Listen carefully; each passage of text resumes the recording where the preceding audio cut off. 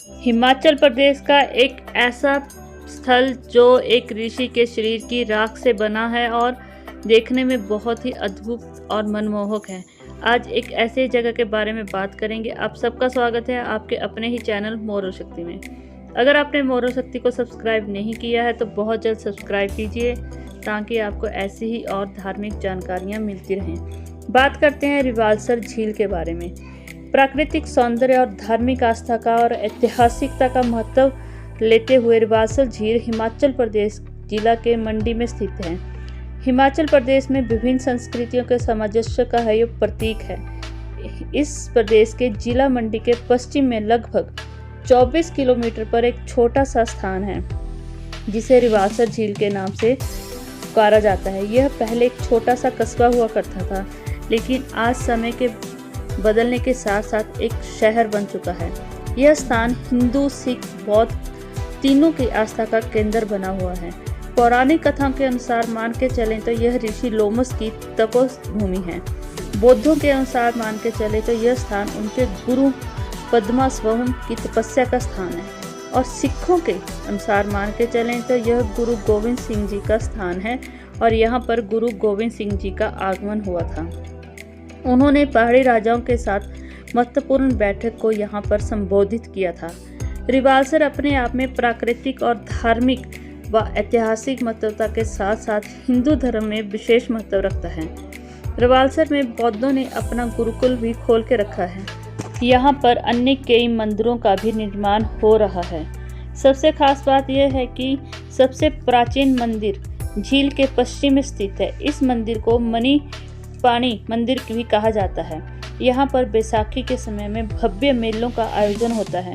मेले से एक दिन पूर्व प्रथम मास की प्रथम तारीख को ही लोसर का त्योहार बड़ी धूमधाम से मनाया जाता है। बौद्ध धर्म के लोग इसे नव वर्ष भी कहते हैं। मंदिर के मुख्य द्वार से लामा लोग मुख्य द्वार से अपने चेहरों पर मुखौटे लगाकर आते हैं और प्रांगण में आकर नाचने लगते हैं। फिर अंत में शोभा यात्रा निकाली जाती है और शोभा यात्रा झील के चारों ओर परिक्रमा करने पर ही पूरी होती है। झील के चारों ओर पक्की सड़क बनी है। झील की परिक्रमा के लिए इस सड़क के माध्यम से ही की जाती है, जो बहुत ही पुण्य का कार्य मानी जाती है। इस परिक्रमा को कोरा डोजे भी की संज्ञा दी जाती है। 108 धार्मिक ग्रंथों को सुंदर से कपड़े में बांधकर शोभा यात्रा में शामिल किया जाता है। शोभा यात्रा मंदिर में आकर ही समाप्त होती है। सड़क के आसपास खड़े सभी श्रद्धालु सिर झुकाकर शोभा यात्रा को नमन करते हैं और अपने अपने गुरुओं को याद करके उनका आशीर्वाद लेते हैं। यहाँ पर सबसे खास बात, लोमस ऋषि ने हजारों साल यहाँ पर तपस्या की और उनकी तपस्या से खुश होकर भगवान शिव ने उनको वरदान दिया। लोमस ऋषि के कारण ही यहाँ का नाम भी लोमस पड़ा। उनके शरीर पर इतने ज़्यादा बाल थे कि जिससे भगवान शिव ने उनको वरदान दिया कि जब तक उनके शरीर पर ये बाल रहेंगे तब तक उनकी मृत्यु नहीं होगी। और एक और पौराणिक कथा के अनुसार मंडी के ही राजा ने की बेटी पद्मस्तंभ से मिलने के लिए आती थी और मंडी के लोगों ने अफवाह फैलाई कि दोनों के बीच में नाजायज संबंध है। राजा ने पद्मस्तंभ को जिंदा जलाने के आदेश दिए और उनके शरीर से कुछ ज्वाला निकलती रही।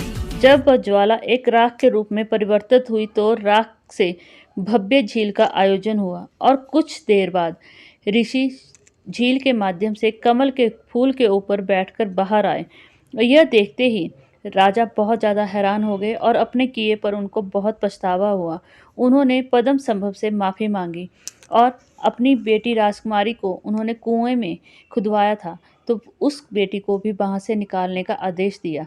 हैरान करने वाली बात ये थी कि राजकुमारी का बाल भी बांका नहीं हुआ था। जैसे उनको कुएं में फेंका गया था, ऊपर से इतने पत्थर गिरने पर भी वह वैसी की वैसी ही थी। आज भी वहाँ पर कुंवर रानी के नाम से एक मंदिर स्थापित है, जहाँ पर राजकुमारी की मूर्ति है और कहा जाता है कि यहाँ पर राजकुमारी का विवाह पद्मस्तंभ के साथ विधि विधान से किया गया था। तो यह थी दोस्तों कहानी रिवालसर झील की। क्या आपको इन सभी पौराणिक कथाओं के बारे में पहले से पता था? अगर आप इन पौराणिक कथाओं के बारे में जानते थे और रिवालसर झील के दर्शन किए हैं तो प्लीज़ कमेंट करके अवश्य बताएं। और जितना ज़्यादा हो सके वीडियो को शेयर कीजिए, लाइक कीजिए, चैनल को सब्सक्राइब अवश्य कीजिए। हर हर महादेव।